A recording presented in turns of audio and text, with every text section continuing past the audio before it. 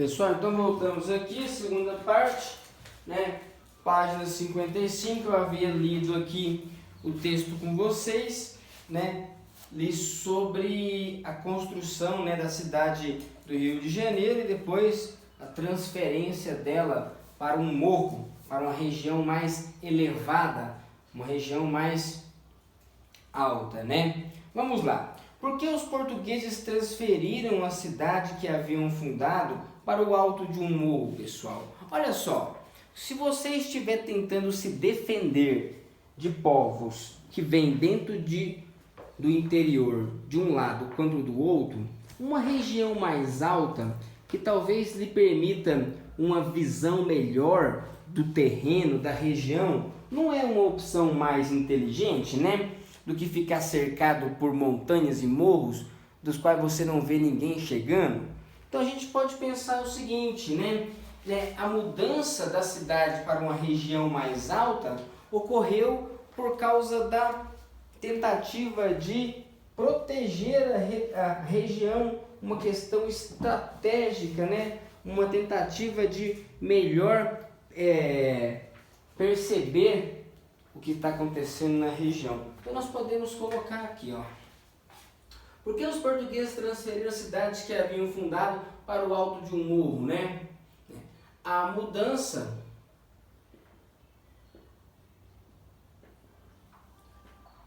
para o alto de um morro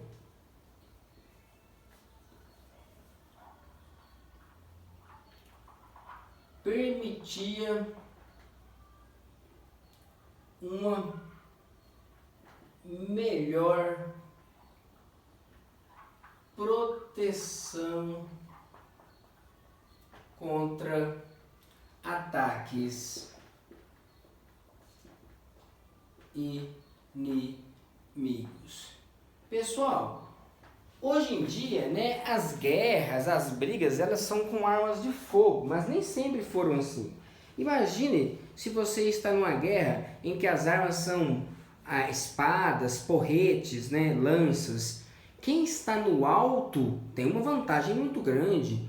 Ele pode rolar pedras, né? Qualquer pessoa que cair vai dificultar quem está subindo. Quem está subindo está gastando mais força, ou seja, uma região mais alta você vê melhor, é mais difícil de você ser atacado, é mais difícil das pessoas subirem, né, para invadir a cidade. Então é uma questão de estratégia. Com base no texto, cite duas construções erguidas pelos portugueses, pessoal. Nós podemos colocar aqui a cadeia e a igreja. São algumas das construções citadas, né, pelo autor aqui, pelo cronista, né, pela pessoa que está narrando esse acontecimento, né? Então, algumas das construções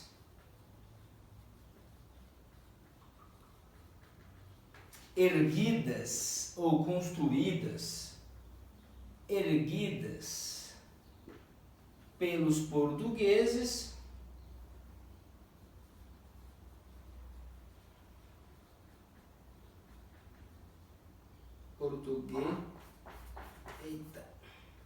Algumas das construções erguidas pelos portugueses eram a cadeia e a igreja. Olha, até hoje em dia na nossa cidade existem cadeias e existem igrejas, né? Passado 400 anos, 500 anos, ainda nós temos algumas semelhanças com essas primeiras cidades do Brasil, né? Então, olha só, você poderia colocar a Câmara, a Casa do Governador, os armazéns reais, o Colégio dos Padres, o Forte e as moradias das pessoas ricas. Vamos lá, que mudanças os portugueses fizeram no espaço natural? O que eles mudaram na natureza, né? O que eles fizeram? Pessoal, eles drenaram, eles secaram uma região pantanosa. Eles abriram buracos para tirar a água daquela região. fizeram estradas, derrubaram árvores, né? Ou seja, né? Além da derrubada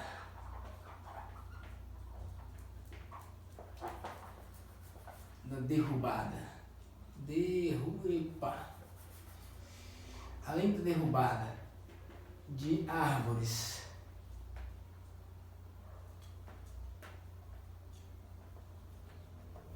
e construção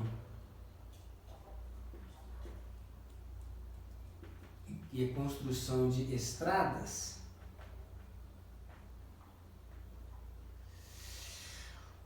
os pântanos foram drenados, foram secos, né, secados. Os pântanos foram drenados para permitir, por exemplo, que você pudesse construir casas, estradas, para que você pudesse morar, né? Então, secaram, aterraram os pântanos, abriram valas, né? Canos, abriram buracos para tirar a água, para escoar a água e etc. Vamos lá, pessoal. Próxima questão que nós temos aqui. 3. Como viviam os primeiros moradores de sua cidade? Anápolis, por exemplo, os primeiros moradores, há mais ou menos uns 100 e poucos anos atrás, né, viviam principalmente, né, do comércio e da agricultura, da agropecuária, né? Então eu vou colocar aqui os primeiros habitantes de Anápolis viviam do comércio e da agropecuária, da agricultura e da pecuária, agropecuária. Nossa cidade aqui de Anápolis, nem todos moram aqui talvez, mas aqui em Anápolis é uma cidade que surgiu como um encontro de comerciantes, né? Um encontro de grupos de comerciantes que cruzavam o estado, cruzavam a região. Pessoal, algumas mudanças ocorridas no espaço da cidade. Eu vou contar um. Vocês não se lembram porque são muito jovens, mas por exemplo, o Parque Ipiranga, antes dele ser o Parque Ipiranga, ele era uma região quase que abandonada. Ele era uma região que era a floricultura municipal de Anápolis. E ela era assim, feia, era mal cuidada, né? Era uma região assim, tanto quanto isolada ali, né? Mesmo no Jundiaí, naquele bairro mais famoso, né? Então, o que aconteceu? Mudou ali, transformou uma região. Ao construir aquele parque, aquela região toda se transformou. Hoje você tem lojas, tem restaurantes, bares, né? Várias coisas ali. Por exemplo, né? Um exemplo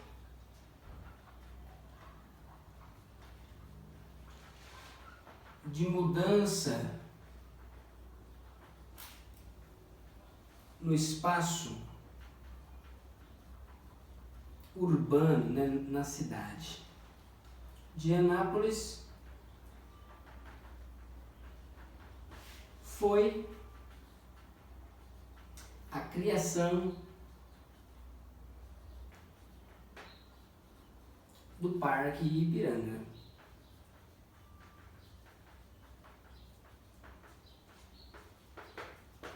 Mudou ali toda uma região, né? Até prédios começaram a ser construídos ali próximo, principalmente por causa do parque. Vamos lá, quais são as construções mais antigas da cidade? Algumas, né? Algumas delas são a estação ferroviária. Pessoal, se você já passou próximo ali ao centro, ao terminal, né, ao terminal de ônibus, você vê que tem uma construção bonitinha lá, antiga, é a antiga estação ferroviária, né, onde chegava os trens de ferro, antigamente parava lá, né. O Hospital Evangélico de Anápolis, ele é desde 1930, então ele tem quase 100 anos que ele existe, né? O Hospital Evangélico e o Museu Anapolino. A casinha onde é o museu é também uma das cidades mais antigas da cidade, né? O Museu Municipal.